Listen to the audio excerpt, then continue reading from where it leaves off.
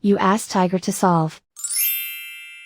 This deals with linear equations with one unknown. The final result is n equals 4. Let's solve it step by step.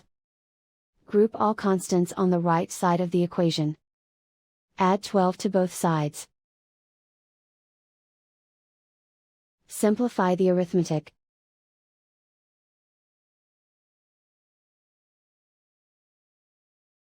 Isolate the n. Divide both sides by 3. Simplify the fraction. Find the greatest common factor of the numerator and denominator. Factor out and cancel the greatest common factor. And so the final result is n equals 4.